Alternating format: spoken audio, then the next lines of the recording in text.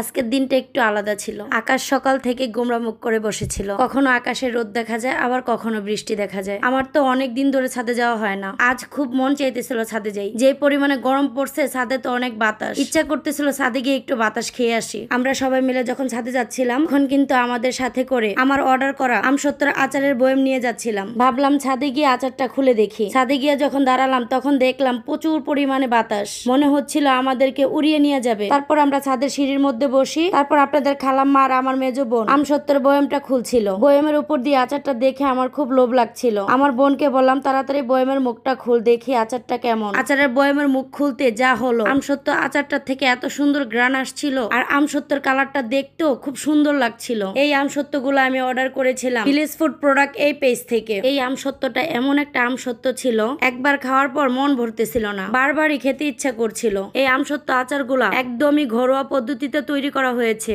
এই আমসত্ত্বর মাঝে কোনো চিনি ইউজ করে নাই, সম্পূর্ণ টাটকা পাকা আম দিয়ে তৈরি করা হয়েছে, যার কারণে চিনি ইউজ করতে হয় নাই। আমসত্ত্বর যে কালারটা সম্পূর্ণ ন্যাচারাল কালার, এটার মধ্যে কোনো কেমিক্যাল রং ইউজ করে নাই। ঘরে যেভাবে বানানো হয় ঠিক ওই রকম ভাবেই বানানো হয়েছে। চাঁপাইনবাবগঞ্জের ফজলি, হিমসাগর, ল্যাংড়া সহ বিভিন্ন ধরনের আম দিয়ে তৈরি করা হয়েছে। এই আমসত্ত্ব আচারের মধ্যে 18 ধরনের মশলা ইউজ করা হয়েছে। আচারটা দীর্ঘমেয়াদী সংরক্ষণ করা যাবে, ভালো করে রোদে একটু শুকিয়ে তারপর ফ্রিজে রেখে সারা বছরই খাওয়া যাবে। আমার কাছে তো ভিলেজ ফুড প্রোডাক্ট এই পেজের আচারগুলো খুবই ভালো লেগেছে। আপনারা যদি কেউ ঘরোয়া পদ্ধতিতে তৈরি করা আচার খেতে চান, তাহলে ভিলেজ ফুড প্রোডাক্ট এই পেজ থেকে অর্ডার করে খেতে পারেন। আমি আমার ভিডিও ডিসক্রিপশনে তাদের পেজটা মেনশন করে দিলাম, এমনকি আমার স্ক্রিনের মধ্যে তাদের হোয়াটসঅ্যাপ নাম্বারটাও দিয়ে দিলাম। কষ্ট করে চেক করে নেবেন। আচারগুলো খুবই মানসম্মত। আমরা তো আচারগুলোর মজা পেয়ে একদম অর্ধেক বয়ম খেয়ে ফেলেছি। বিশেষ করে আমার মেয়ে খুব পছন্দ করেছে আচারটা। এই আচারটা খাচ্ছিল আর বারবার বলছিল, আম্মু এটা শেষ হলে আবার তুমি অর্ডার করবা। আমার মেয়েরা আবার আমসত্ত্ব কিন্তু খুবই পছন্দ।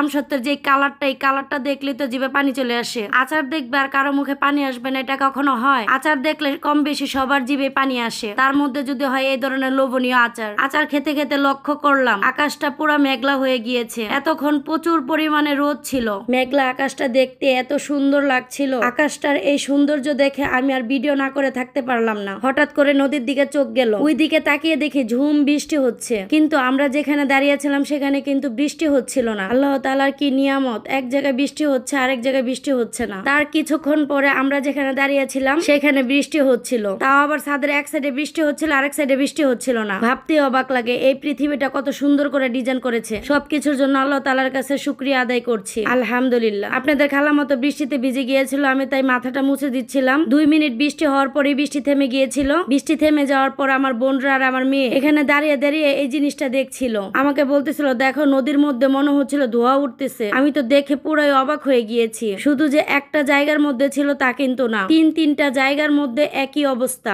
আমি তো দেখে খুবই অবাক হয়েছি। আমার বৃষ্টির দিন আকাশ দেখতে কিন্তু খুবই ভালো লাগে, কারণ একটু পর পর আকাশের রং বদলায়। বৃষ্টি তো থেমে গিয়েছিল, তার কিছুক্ষণ পর আবার বৃষ্টি শুরু হলো। বৃষ্টি শুরু হওয়ার আগ মুহূর্তে যেটা দেখলাম, এই পুকুরের পানিগুলা ঘুরছিল। খুব আজব লাগছিল সবকিছু আমার কাছে। তারপর আবার বৃষ্টি শুরু হয়, আর সেই বৃষ্টিতে আমার 2 বোন আর আমার মেয়ে কিভাবে ভিজতেছিল দেখেন। এত পরিমাণে তাদেরকে আমি ডাকাডাকি করছিলাম, তারা একজনও আমার কথা শুনতেছিল না। তাদের বৃষ্টিতে ভিজা দেখে আমারও ইচ্ছা করতেছিল বৃষ্টিতে ভিজতে, কিন্তু বৃষ্টিতে ভিজলে আমার ঠান্ডা লেগে যাবে, আর এমনি তো আমার শরীরটা 2 দিন ধরে ভালো যাচ্ছিল না। 2 দিন যাবত খুব জ্বর জ্বর ভাব লাগছিল, এই জন্য আর সাহস করে ভিজতে পারি নাই। ওরা 3 জন তো বৃষ্টিতে ভিজে বৃষ্টি উপভোগ করছিল, আমি ওদেরকে দেখে উপভোগ করছিলাম। তার সাথে আমি বৃষ্টিটাকে ফ্রেমে বন্দিও করলাম, কারণ এই মুহূর্তগুলা মনকে ভালো রাখার মুহূর্ত। প্রকৃতি দেখলে যেমন মন ভালো হয়ে যায়, বৃষ্টি দেখলেও কিন্তু মন ভালো হয়ে যায়। বৃষ্টি মানেই হচ্ছে মনকে শীতল অনুভব করা। বৃষ্টিতে ভিজা শেষ করে চলে যাচ্ছি বাসায়। তো আজকের আমার ব্লগ ভিডিওটা আপনাদের কাছে কেমন লাগলো অবশ্যই কমেন্টের মাধ্যমে জানাবেন। আপনারা যদি আপনাদের বাচ্চার জন্য রেডি শাড়ি নিতে চান, তাহলে আমার বিজনেস পেজ থেকে নিতে পারেন। আমার বিজনেস পেজের নাম লিভার্স ফ্যাশন মার্ট। আমার এই ভিডিওর কমেন্ট বক্সে